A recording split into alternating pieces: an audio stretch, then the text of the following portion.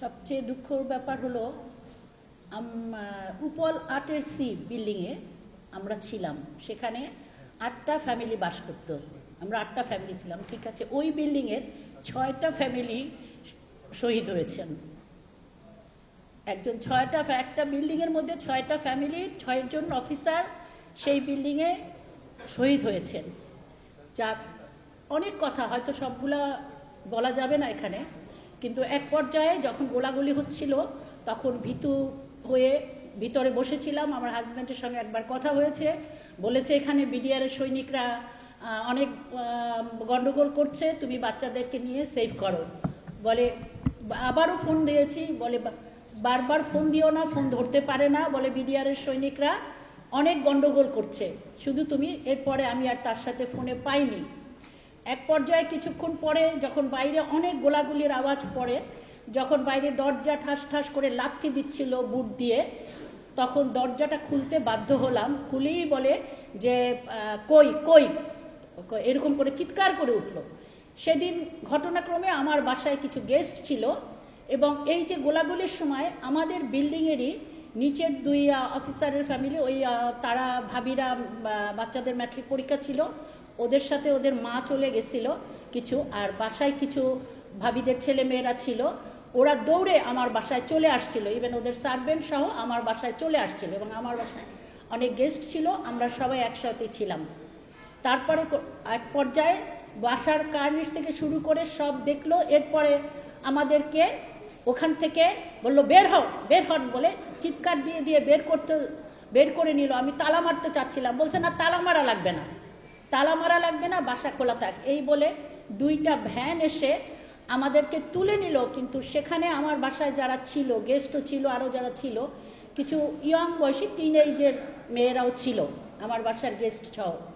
আমাকে সেই সৈনিকরা বলল, লাল কাপড় বাঁধা এবং অস্ত্র হাতে, বলল যে আপনি এই ছেলেদের কথা, এদেরকে নিয়ে একটা ভ্যানে ওঠেন আর এদেরকে আরেকটা ভ্যানে দেন, আরেকটা ভ্যানে দেন। আমি বললাম যে না, একটা ভ্যানে আমি যাব, এই মেয়েরা আমারই সন্তান, আমি ওদেরকে বুকে নিয়ে যাব, আমি ওদেরকে আলাদা ভ্যানে দেব না। বললো না, এদেরকে আলাদা ভ্যানে দেন। বলছি না, দেব না। জোর করে হলো, বলে এত লোক আটবে না। আমি বলছি না আটলে বসে থাকবো এখানে। বলে না, এটার মধ্যে উঠেন। জোর করে ওটার মধ্যে আমরা সবাই একটার মধ্যে উঠছি, কিন্তু আমি কোনো সন্তানকে হাতছাড়া করি নাই। পরে আমাদেরকে জোর করে পিলখানার ভিতরে কোয়ার্টার গার্ডে নিয়ে গেল, সেখানেও বলছে এদেরকে আলাদা করে দেন, এরা ডিসিশন নিচ্ছে কে কোনটায় থাকবে। আমি বলছি না, আমার এই মেয়েরা ছেলেরা, আমি যেখানে থাকবো আমি সেখানে থাকবো, আমি একজনকেও কোল ছাড়া করবো না, আমি প্রত্যেককে আমার কোলের মধ্যে রেখে দিব। এবং তাদের সাথে বলে না, এত লোক জায়গা হবে না, এত লোক জায়গা। আমি বলছি হবে, এত লোকের জায়গা হবে, আমরা খাটের নিচে বসে থাকবো, তাও আমি ওদেরকে কোল ছাড়া করবো না। সত্যি কথা, প্রত্যেকটা মা ছিল না, কিন্তু অনেক বাচ্চাকে আমি বুকের মধ্যে আগলে রেখেছিলাম সেদিন। যাক সে কথা। তারপরে সেখানে যে তাদের যে রক্তচক্ষু আমাদেরকে নেওয়ার সময় দেখেছি, প্রত্যেকটা সৈনিকের যে বাঘের মতো রক্তচক্ষু লাল করে তারা আমাদেরকে সেই পিকআপ ভ্যানে তুলেছে। তারা আমাদেরকে সেখান থেকে কোয়ার্টার গার্ডের ভিতরে ঢুকিয়েছে, বলছে কোনো টু শব্দ করবেন না, গ্রেনেড হাতে নিয়ে বলছে টু শব্দ করবেন না, কোনো আওয়াজ পাবেন না।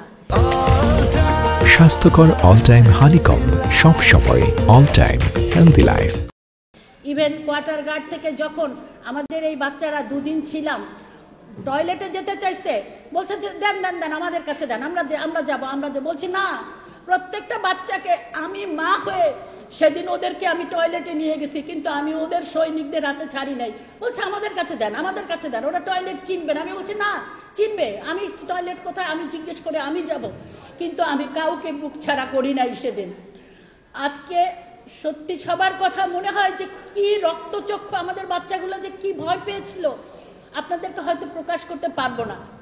যে এত রক্তচক্ষু মনে হয় কোনোদিন ওরা চিন্তাও করে নাই, দেখে নাই। আজকে দেখেছি, আজকে 25 তারিখে আজকে দেখেছি আমরা কিভাবে একটা সৈনিক কিভাবে এত হিংস্র হতে পারে। এভাবে কথা কোনোদিনও না। যখন বের হয়ে যায় ওই 25 তারিখে, বিশ্বাস করবেন, সকালবেলা আমার বাসায় আমার কুক এসেছিল রান্না করতে নাস্তার জন্য। সেই কুককে দেখি মাথায় লাল কাপড় পরে অস্ত্র হাতে দিয়ে সেও জয়ধ্বনি গাচ্ছে সৈনিকদের সাথে। কাজে কতখানি কষ্ট লাগে, যেই লোক 1 ঘন্টা আগে নাস্তা করে আমাদের বাসায় নাস্তা করে চলে গেছে, সেই সৈনিক আজকে আমাদের কাছে। ওখানে আমি কাউকে নিরীহ দেখি নাই, প্রত্যেকটা সৈনিককে, যতজন সৈনিককে দেখেছি প্রত্যেকের হাতে অস্ত্র দেখেছি। হ্যাঁ, আমাদের হাজবেন্ডকে কারা মেরেছে আমি দেখি নাই, আমি ওখানে সবাইকে বাংলায় কথা বলতে শুনেছি, কোয়ার্টার গার্ডের ভিতরেও বাংলায় কথা বলতে শুনেছি। সায়রা খাতুনরা যখন আসলো তখনও সবাই আমাদের সাথে বাংলায় কথা বলছে, কোনো হিন্দি কথা বা ইংলিশ কথা কোনো কিছু আমরা শুনি নাই। কিন্তু আজকে সত্যি মনে কষ্ট লাগে যে এত কষ্ট করে জীবন দিয়ে যে অফিসারগুলো দেশের জন্য কাজ করেছে, আজকে তারা নিরীহ নির্দোষীভাবে কিভাবে তাদেরকে এভাবে হত্যা করলো। আর আজকে যখন নাকি দেখি যে অনেক মারা, অনেক বাবারা বলছে 16 বছর পরে বাচ্চারা তার বাবাকে, সন্তান তার বাবাকে দেখছে, সৈনিকদের ফ্যামিলি। এখন মাঝে মাঝে মনে হয় যে একটা গল্প শুনেছিলাম যে টাইম মেশিন আছে না, আমার মনে হয় যদি টাইম মেশিনে করে আমার বাচ্চা এবং অন্য বাচ্চা আর বাবারা এসে যদি টাইম মেশিনে করে বলতে পারতো যে বাবা দেখো আমরা চলে এসেছি, তখন আমাদের বাচ্চারাও দেখতো, আপনারাও দেখতেন যে তারা কত খুশি হয়, তাদের মুখের হাসি। আজকে তখন মনে হয় সেই গল্পের টাইম মেশিনের কথা, কিন্তু হয়তো জানি না সেটা হয়তো কোনোদিন সম্ভব হবে না বা কিছু। কিন্তু আমাদের মনে অনেক কষ্ট, আমাদের মধ্যে অনেক অফিসারদের 4 জন ফ্যামিলির বাবা মারা যাওয়ার পরে জন্ম নিয়েছে, বাবা জন্ম। আপনারা এগুলো প্রকাশ করুন, আপনারা এখন বলুন, দেশি সাংবাদিক ভাইরা, বিদেশি সাংবাদিক ভাইরা, আপনারা আসেন, আমাদের কথা শোনেন, আমাদের জন্য বলেন, আপনারা শুধু একতরফা ভাবে বলে যেন না। আজকে যখন নাকি আমার হাজবেন্ডকে যখন পেলাম, যখন নাকি দেখলাম পোস্টমর্টম রিপোর্টে তার ডান পাশের পাঁজরের 5টা হাড্ডি রাইফেলের বাড়ির চোটে ভেঙে ফেলছে, 5টা যার পাঁজরের হাড্ডি রাইফেলের বাড়ির চোটে 5টা হাড্ডি পাঁজরের হাড্ডি ভেঙে ফেলছে এবং মাথার এখান দিয়ে গুলি করে এখান দিয়ে বের হয়ে গেছে। কাজে এসব স্মৃতি তো আপনারা জানেন না। এখন কোন সৈনিক বের হয়ে কি বলছে, তার ফ্যামিলি কি বলছে, হয়তো সেটাই বিশ্বাসযোগ্য, কিন্তু আমাদের কষ্টের কথা জানেন না। আজকে যখন এই পোস্টমেড রিপোর্ট দেখি আমরা, আমাদের সন্তানরা, আমি বাসায় এটা লুকিয়ে রেখেছি, আর আমার সন্তানদের সামনে এই পোস্টমর্টম রিপোর্টটা বের করতে চাই না, যে ওদেরকে বারবার, ওরা জানে। আমার ছোট ছেলে একটা গেঞ্জি আমাদের এক কাপড়ে বের করে টেনে নিয়ে গেছিল, কিচ্ছু নিতে হবে না, একটা গেঞ্জি রেখে দিছে, বলে মা এই গেঞ্জিটা সারাদিন জীবন তুলে রাখবা, এটা যেন হারায় না। এটা পরে আমরা ওই দিন সৈনিকরা আমাদেরকে টেনে হেসড়ে বের করে নিয়েছিল, তখন সে 7 বছরের ছোট বাচ্চা। তা সেই স্মৃতি আসলে ভোলার মতো না, সেই স্মৃতি ভোলার মতো না, যে মনের ভিতরে যে কষ্ট, যে দুঃখ, যে বেদনা নিয়ে আমরা বেঁচে আছি, আমরা কত সুখে আছি।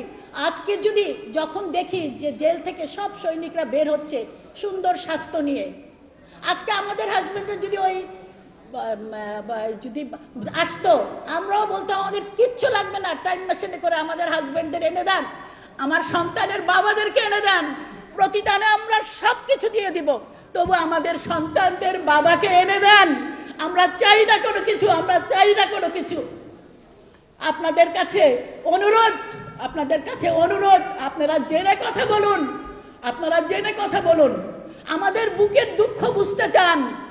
বুকে যদি একটা অফিসারকে যখন রাইফেলের বাট দিয়ে বাজুরের 5টা হাড্ডি ভেঙে দিছে, তখন তার কেমন লেগেছে, তার কপালে ডান পাশের গুলি করে বাম পাশ দিয়ে বের হয়ে গেছে, তখন তার কেমন লেগেছে আমি দেখি নাই, কিন্তু আমি রিপোর্ট দেখেছি। কিন্তু আজকে যে সন্তানকে ছোট নিয়ে মানুষ করে এতটুকু বুকে করে নিয়ে আসছি, ওদেরকে আপনারা সবাই আমাদের জন্য দোয়া করবেন, আমরা ভালো থাকি, এবং আপনারা সবাই সত্যের পথে আসেন, সত্যের কথা বলেন। দেশি সাংবাদিক ভাইরা এবং বিদেশি সাংবাদিক ভাইরা, আপনাদের সবার কাছে অনুরোধ, আপনারা সত্যের পথে আসেন, ন্যায়ের পথে আসেন, আপনারা আমাদের কথা শুনুন।